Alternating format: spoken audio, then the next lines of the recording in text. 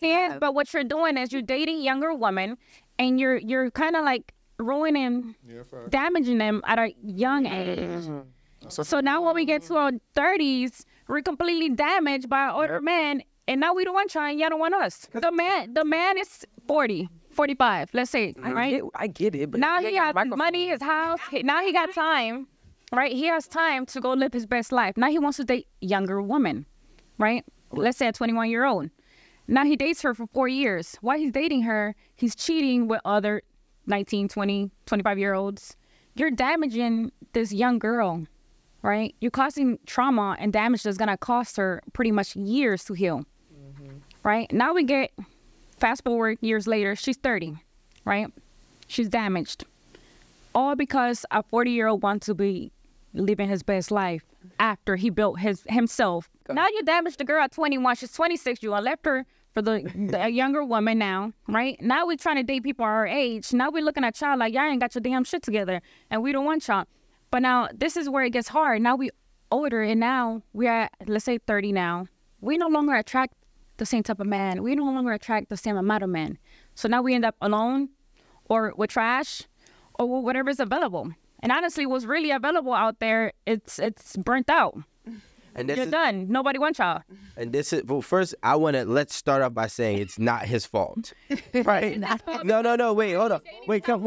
Because a guy can't, look, I want every woman to understand, no guy can have sex with you if you don't allow it. Men can manipulate young women all the time. That's what they do. Okay. They do that shit. And it's easier. And Men love older women for a reason. We love. You gotta know what you're signing up for too, as a young. But as a young woman, we don't be knowing shit. Yes, you do.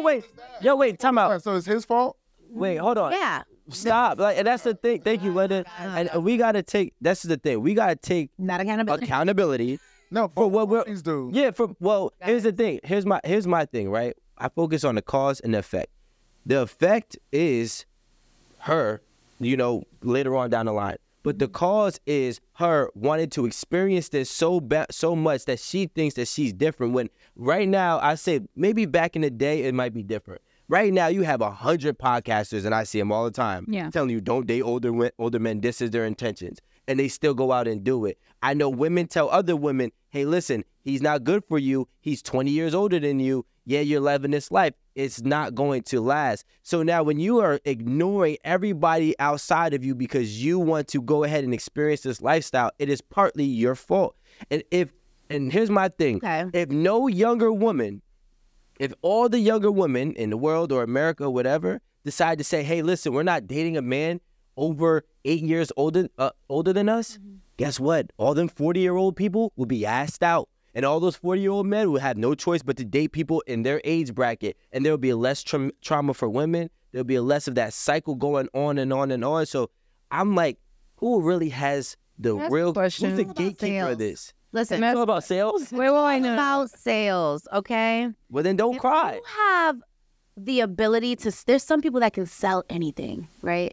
If you have the ability to sell something to someone, they're gonna take it. They're gonna want it. They're gonna feel. Have you ever walked into a place and been like, "Oh, I'm just looking around," and then next thing you know, motherfucker got you buying flat irons, cosmetics, all types of shit that you don't need. That's literally how it is in relationships too. You're gonna come up to me looking good, smelling good, your car's nice, your crib's nice. You fucking feel like you got your shit together. You can probably teach me something. I need to get my shit together, and you think that I'm not gonna take it. This is the thing. I think that as an older person dealing with a younger person, I think that you understand like that there's some level of responsibility you have in dealing with a younger person. The younger person has less life experiences. They have, likely less education in whatever it is they're doing. They have less money. They have less opportunities, so on and so forth. So I think that you have an upper hand, and it sort of puts that the younger person in a lesser position. So you're able to exert your power. You're able to exert your money, X, Y, and Z. So while both parties are at fault, let's be real. Like, you're somewhat taking advantage of the younger person. And you want to be with the younger person for a certain reason. Listen, you want to be with the younger person for a certain reason. One, because they're kind of like a blank slate. You don't want to deal with a woman your age because a woman your age, has expectations. A woman your age has experience. A woman your age has money. A woman your age has autonomy. A woman your age has agency to do what the fuck they want to do, to move how they want to move, to be who they want to be. Like that's the difference. So you want somebody that's easier to deal with because they don't have all that baggage. Baggage may be life experiences. Baggage may be a career, more money, X, Y, and Z. But that is what differentiates a 22-year-old from a 32-year-old. You know what? 32-year-old. Easily impressed. You know what? You know what? The worst thing about what I'm hearing, to be honest, in my opinion, is that what I'm hearing is stop, Jada. So what I'm hearing is like we have to blame somebody. See, and this is the thing. I work in reality. I don't work with fantasy. Are you saying that I don't work in reality? I'm saying that wasn't realistic because creeps are going to exist no matter what. And they've always been existing. We've been having lesson after lesson of what not to go for, what creeps look like. And typically creeps are 40-year-old people fiending on a 22-year-old girl. Sorry for you 40-year-old guys. Like, y'all are all creeps. Yo, realistically, no. And the crazy thing is, this is not new. I've been saying this since high school. When I was a freshman and there was... You get married, is that who you're going to become? Can I go? No. Like, damn. I've been saying this since I was a freshman in high school. It's like, yo, there was a girl, right? And she was my age, 14. And she's dating a dude that's 19. I'm like, you don't find that weird? He's 19 years old. Granted, he's in college and he's doing his thing. I'm like, yo, you know that there's other girls your age that... Teen. Right. If there is no lesser Erin, I did not. There is no lesser connection. 14, 19, y'all niggas is teenagers. No, you're not. First of all, that was a nice try. Let me finish. No, so like, so yo, you're 14. You're 14 and you're in high school, and he's 19 in college playing basketball. You be 19 in high school. Really? Stop. I didn't interrupt you. You really think that you're that special? You really think that you're that different? No, you're a fool. So if you're 21 years old, you have nothing. You have to understand, you have nothing. And this person is 40, 38, whatever the case. This person wants a tighter vagina. This person wants to take advantage of someone. This person wants to control someone. This person wants to have whatever this person can offer them. They don't give a fuck about that person for the most part. You don't give a fuck about my well-being in my future life. You want to fucking basically a ride or die. And that is You're not a ride or die at 22.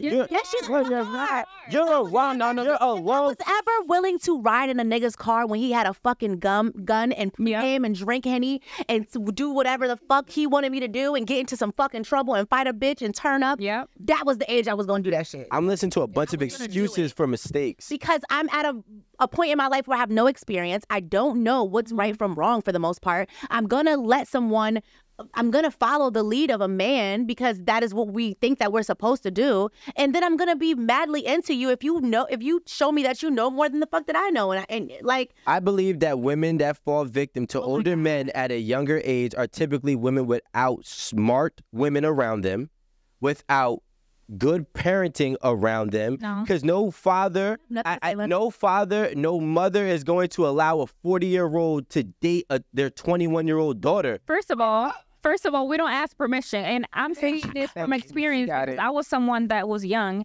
and I loved to date older men. Not now, not anymore. I don't listen. Y'all damaged. I'm good.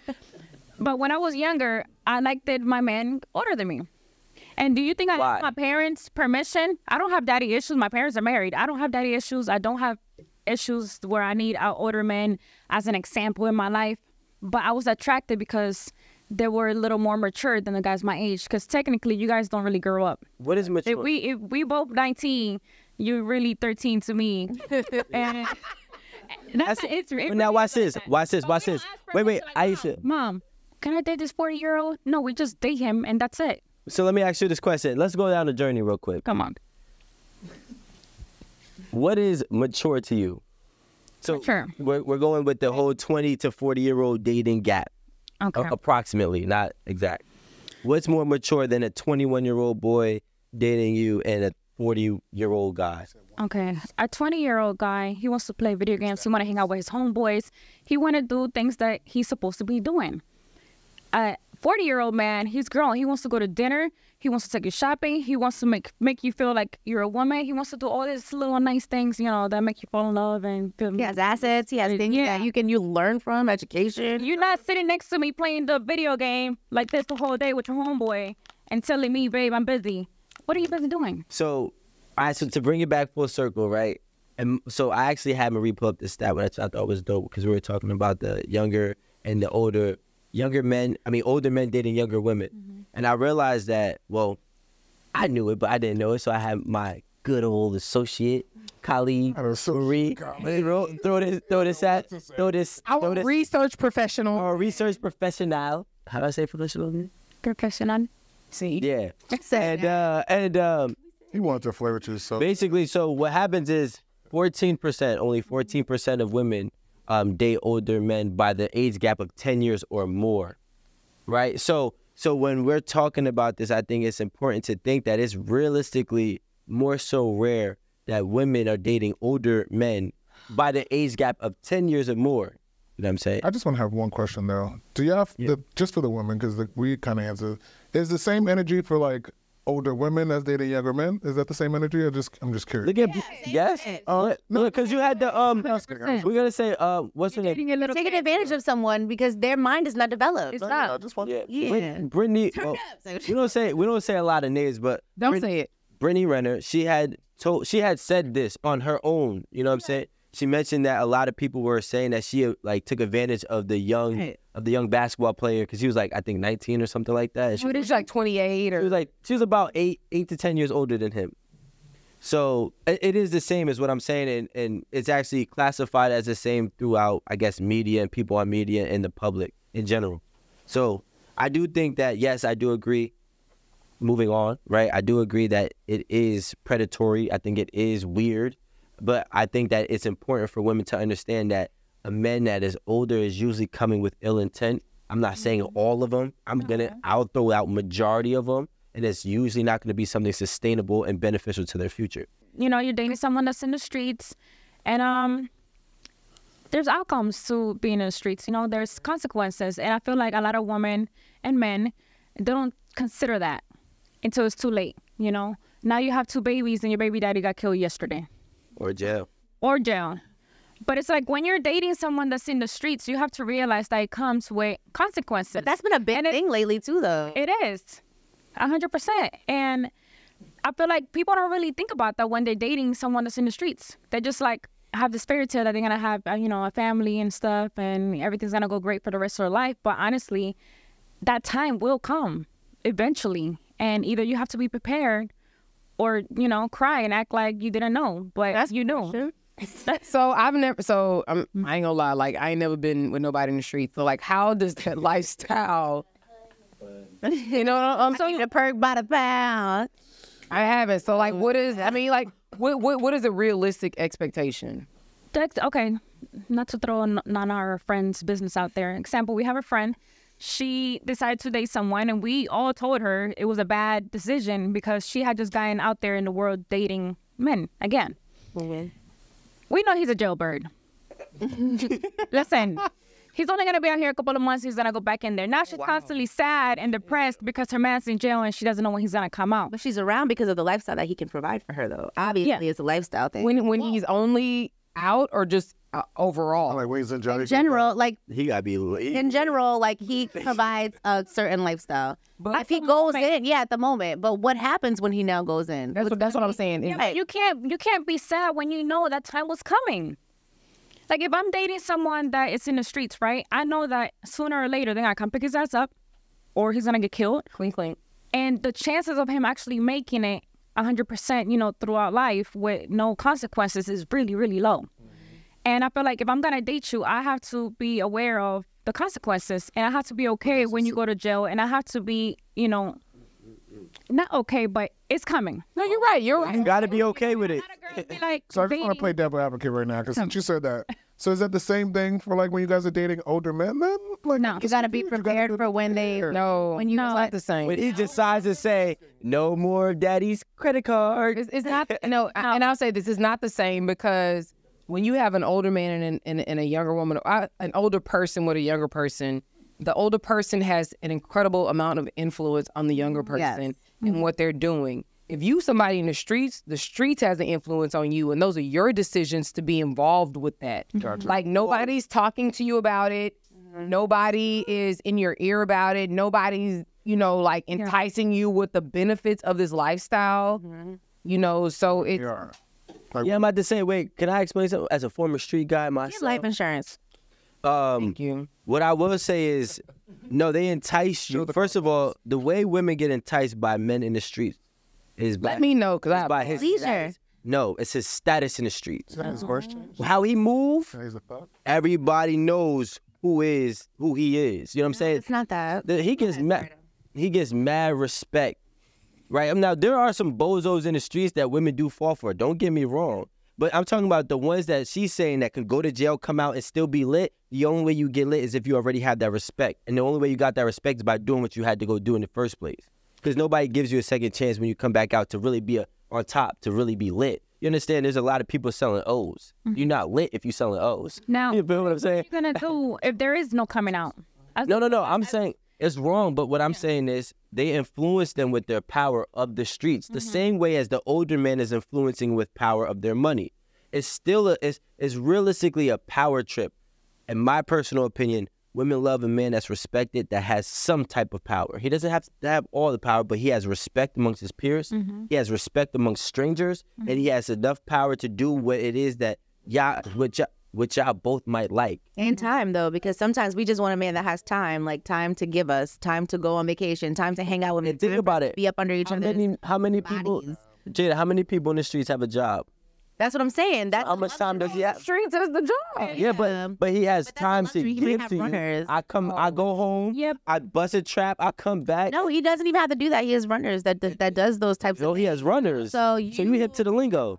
I'm just saying, like, listen, what I'm saying is there is an ending to that story. Eventually, it's gonna come sooner or later. Are you prepared to date this person who's in the streets, right? Are you prepared when that time comes? You don't think most women are not prepared. You're dating this man that's going to jail eventually. You're not prepared. Now he go to jail and now you're on your ass.